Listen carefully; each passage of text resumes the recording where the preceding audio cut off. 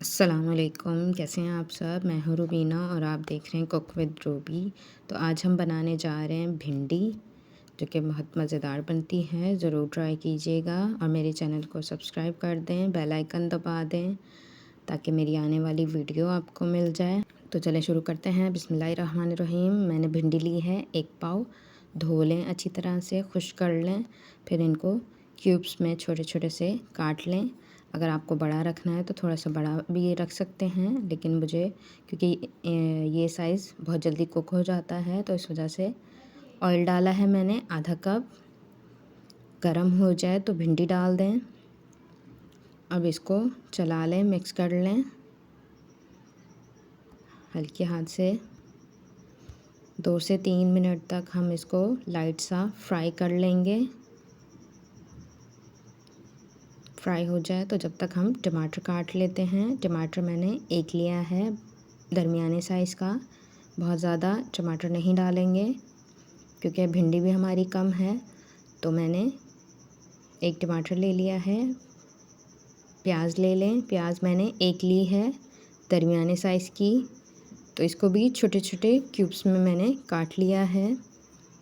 प्याज भी हम बहुत ज़्यादा नहीं डालेंगे। तो अब हम भिंडी को पकते हुए 5 मिनट तकरीबन हो चुके हैं। बहुत ज़्यादा पहले नहीं पकाना है क्योंकि प्याज के साथ भी हमने भिंडी को पकाया है। तो अब इसको प्याज डाल के मिक्स कर लें। बस प्याज को हमने हल्का सा नरम करना है। 1 से 2 मिनट तक इसको डाल के पकाना है। अब हम मसाले देख लेते हैं। मसाले बहुत ही सिंपल जाएंगे, बहुत ज़्यादा मसालों से नहीं बना रहे हम। तो आधा चम्मच नमक लिया है मैंने, आधा चम्मच कुटी हुई लाल मिर्च। पिसी हुई नहीं डालनी है क्योंकि इससे वरना हमारे मसाले का भिंडी का कलर ख़राब हो जाएगा। तो इस वजह से मैं कुटी हुई मिर्च डाल रही हूँ। आधा चम्मच हल्दी, आधा चम्मच ज़ीरा। तो ये हमारे मसाले हो जाएंगे।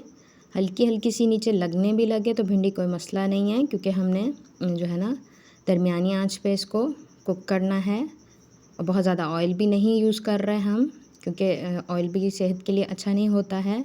तो 2 मिनट प्याज को डाले हुए हो चुके हैं। अब भिंडी को एक साइड पे थोड़ा सा कर लेंगे हम। अब इसके अंदर हम टमाटर और मसाला जो हमने रखा है वो कर लेंगे, क्योंकि हम अलग से नहीं पैन में कर रहे हैं। अगर आपको अलग से बनाना है तो आप अलग से भी कर सकते हैं, लेकिन 1 मिनट से 2 मिनट तक बस हम टमाटर को इसमें नरम कर लेंगे। क्योंकि हमारे फ्राई पैन में इतनी जगह होती है तो फिर इस वजह से मैं ऐसे ही कर रही हूँ। इससे जायका भी बहुत अच्छा आता है। हल्की सी नीचे से भिंडी जो है ना दम पे रहती है और थोड़ा सा मसाला भी हमारा अलग से भुन जाएगा, तो इसका टेस्ट बहुत अच्छा आएगा। तो इस वजह से हम इसको ऐसे ही करना है। आपने भी फ्राई पैन में बनाना है, क्योंकि वरना फिर पतीली में जो है ना वो नमी हो जाती है भिंडी के अंदर, तो वो लेस छोड़ देती है। तो खुला बर्तन आपने भी लेना है। अब इसको हम हल्का सा फ्राई कर लेंगे। मसालों का कच्चापन हमने दूर करना है और टमाटर को भी गला लेना है। तो 2 मिनट हो चुके हैं, मसाला भुन चुका है हमारा। अब इसको मिक्स कर लेंगे। जो हमने भिंडी साथ में रखी हुई थी, इसकी फ़िक्र ना करें कि साइड पे रखी हुई है तो जल जाएगी। बस नीचे से आंच दरमियानी हमने रखनी है और बहुत ज़्यादा तेज़ आंच नहीं रखनी है। तो देखें नीचे से भी नहीं लगी है मेरी भिंडी। तो इसको अच्छी तरह से मिक्स कर लेंगे। मिक्स करके भी हमने थोड़ी देर कुक करना है ताकि मसाले भिंडी के अंदर मिक्स हो जाएं अच्छी तरह से।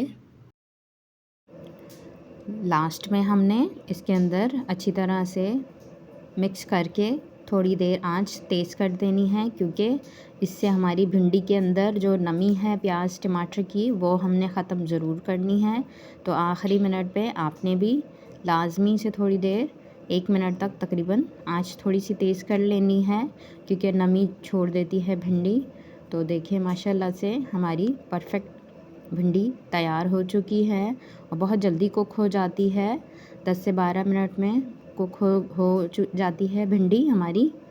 तो आपने ज़रूर ट्राई करना है और मुझे ज़रूर बताइएगा आपको मेरी वीडियो कैसी लगती हैं कमेंट में। तो मेरी वीडियो देखने के लिए बहुत बहुत शुक्रिया आपका। जज़ाकल्लाह।